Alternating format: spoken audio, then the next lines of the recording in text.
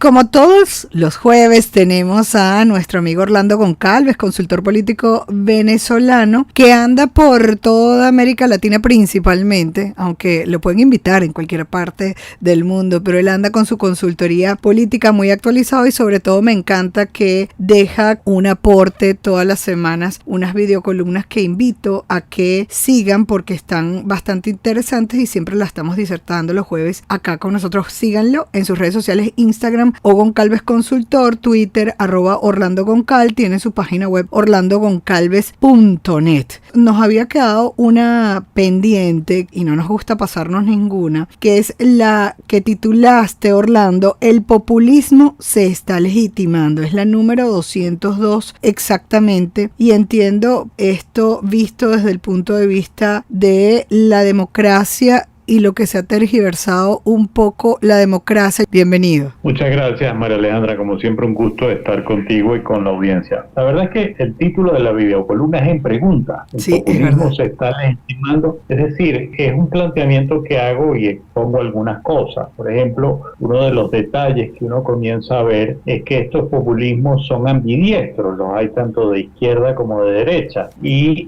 que avanzan no solo en Latinoamérica, sino en buena parte del mundo han venido avanzando. Y esto sin importar la inclinación ideológica que tengan, si es que la tuvieran. Y en los últimos años lo que hemos visto es que acceden al poder usando las reglas de la democracia a través de elecciones libres, pero cuestionando la ineficiencia de las élites gobernantes. Esto, dado que los ciudadanos se vienen decepcionando porque el Estado no logra muchas veces satisfacer sus necesidades, esto entonces los ciudadanos se inclinan haciendo apuestas arriesgadas, apoyando a personajes que manipulan y utilizan la rabia y la frustración del pueblo, posando como los vengadores y cuestionando con dureza el Estado y sus instituciones, así como a los grupos de poder, bien sea económico, político, sindical, etcétera. Ejemplos en Latinoamérica tienes varios recientes. López Obrador fue uno.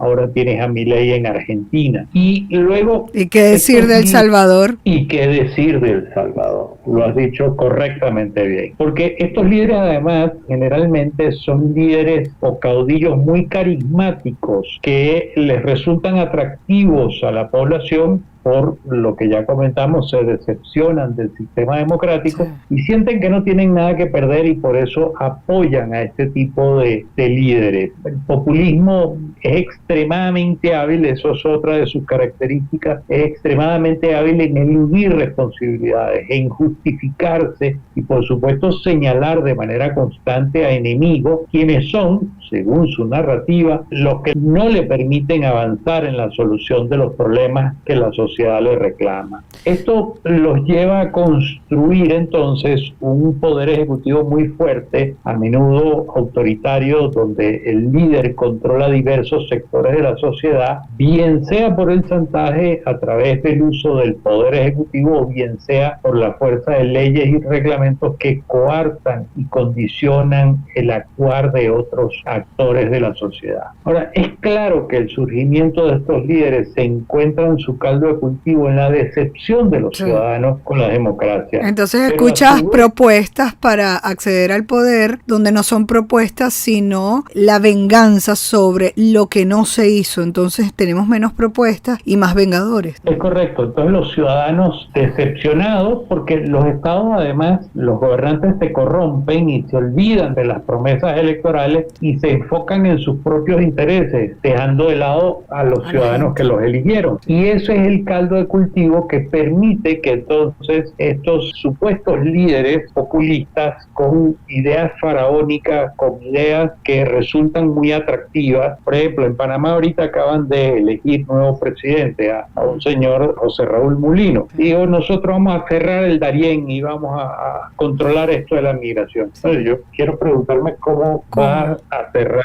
la selva más tupida y más virgen del planeta. ¿Cómo lo va a hacer? La segunda promesa, y estos son dos de las promesas más importantes que hizo este candidato, es que vuelva el chenchen a tu bolsillo. El chenchen en Panamá es el dinero. El chenchen busca imitar el sonido de las monedas cuando tú las mueves. Entonces, regresar el chenchen al bolsillo de los panameños. Bueno, la situación económica de Panamá y la situación económica del mundo difícilmente podrán hacer que el país vuelva a crecer a tasas de 10 y 11% anuales, como creció en el gobierno de Martinelli. Las circunstancias son distintas, sumado a que el gobierno saliente, el del presidente Nito Cortizo, ha sobreendeudado al Estado. Bueno, y esa factura hay que pagarla, tan simple como eso. Entonces eso te va a restar ingresos a ti que tú pudieras utilizar en programas de desarrollo. La realidad del asunto es que si nosotros queremos ponerle un freno al populismo, si se quiere rescatar la confianza en la democracia y que los ciudadanos tengan confianza en las instituciones del Estado, entonces estos líderes,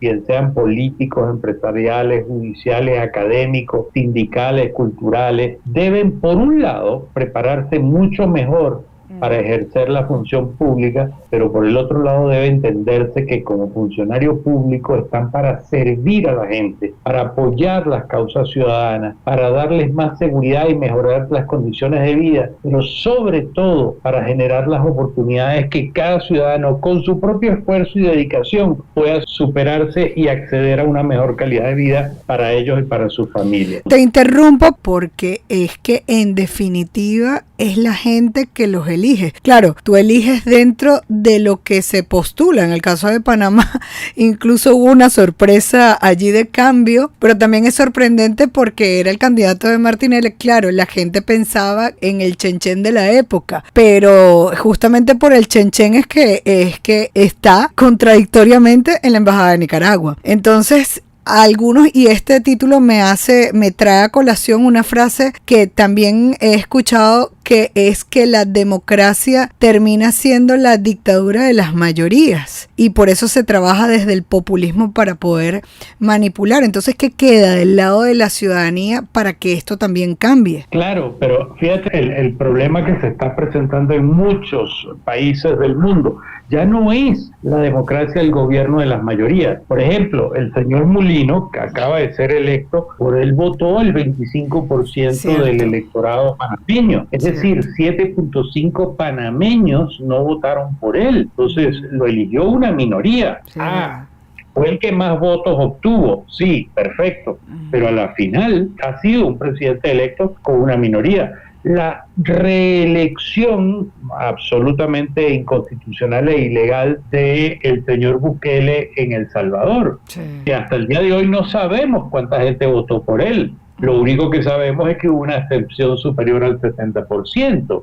Entonces, mucho de que soy el gran líder, etcétera, etcétera, pero en la elección no le votó la mayoría de la gente. Claro, pero entonces podemos dar una lectura de la decepción de la gente de la democracia. Entonces, ¿qué hacer? Así es, en eso estamos y por eso trabajé sobre ese tema del populismo un poco para llamar a la reflexión de que estamos totalmente fuera de foco si los ciudadanos, nuevamente, una vez más insistimos en el tema, si los ciudadanos no se involucran en lo público y no se involucran en la discusión. Eso es absolutamente la única salida a esto. Y sabes que ciudadanos informados, preparados, porque si no, pues quien no está formado, no está informado también es vulnerable. Yo te agradezco siempre porque nos acompañas todos los jueves en esta sección, un poco documentándonos y fortaleciéndonos en lo que tiene que ver estos sistemas políticos y bueno, en esta sección el aporte de la política para que entendamos que la política es parte importante, prácticamente fundamental y trascendental en nuestras vidas y en nuestro bienestar.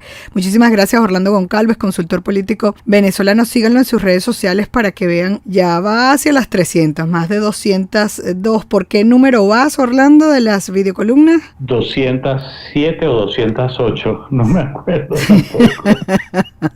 Las casi 210, porque para allá va y hacia 300 y mientras haya tema de que hablar. Y además yo creo que en este año año saldrán muchas más porque es el año electoral por excelencia de estos últimos tiempos. Así que síganlo, Instagram Goncalves Consultor, Twitter @OrlandoGoncal, su página web orlandogoncalves.net. Muchísimas gracias, Orlando. Gracias a ustedes.